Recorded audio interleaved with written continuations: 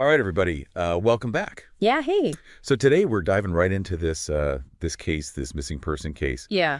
It's a little different because this is an active situation right now as we speak. Right, yeah. This just came across from WTVQ this morning. Wow, so fresh. Yeah, so it's about as fresh as we can get it, and it is the disappearance of 14-year-old Braddon McQueen.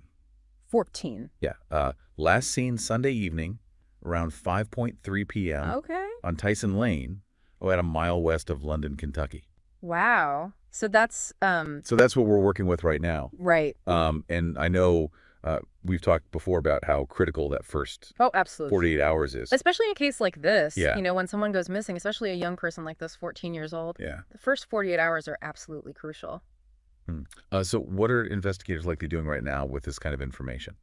I mean, hopefully they're doing everything they can. I mean, they're probably interviewing family or friends right now. Anybody who might have seen Braddon recently, they're probably also starting to canvass the area. Okay.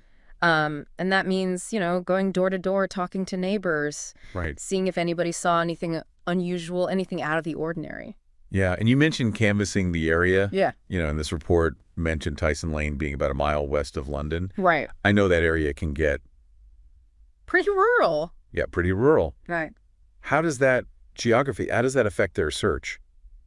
I mean, it's got to affect it hugely. Right. In a city, you've got surveillance cameras everywhere, Yeah. tons of witnesses, potential witnesses. Right. But out in the county, you might be relying on things like tire tracks, footprints. Right. Maybe they're even bringing in search dogs or, considering aerial surveys. Yeah. What about technology? Are there ways that they can use technology? I know I was reading about some cases where they were able to use cell phone data to locate somebody. Oh, yeah, absolutely. Would that be something that could help here? If Braddon had his phone on him, they can absolutely use cell tower triangulation Okay. to get at least a general idea of his last known location. No. It's not pinpoint accurate, especially in a rural area like this, Right. where those towers might be spaced pretty far apart, Sure. Yeah.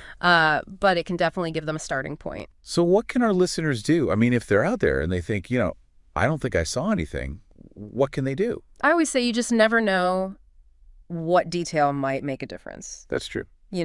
Think back to Sunday evening. Right. Were you anywhere near Tyson Lane? Yeah. Did you see anything unusual? A car parked in an unusual spot? Someone walking who looked out of place? Yeah. Even something seemingly insignificant Right. could be huge for investigators. I think sometimes it's easy to get caught up in the headlines, Yeah, but we got to remember this is a real person. absolutely. This is a 14-year-old boy. Yeah. And there's a family out there who's going through an unimaginable ordeal. And, it's like we always say, every missing person's case, it's more than just a statistic. It's a family that's torn apart, Yeah. a community that's holding its breath, hoping for the best. Absolutely. So if anybody out there has any information at all, please don't hesitate. Right. Contact the Laurel County Sheriff's Office immediately, no matter how small you think it might be. It's right. It could be the key to bringing Braddon home. Well, thank you for listening to Justice for the Souls podcast. Yep. We'll keep you updated on this case and all the others as we get more information. Absolutely. We'll see you next time. See ya. Bye. Bye.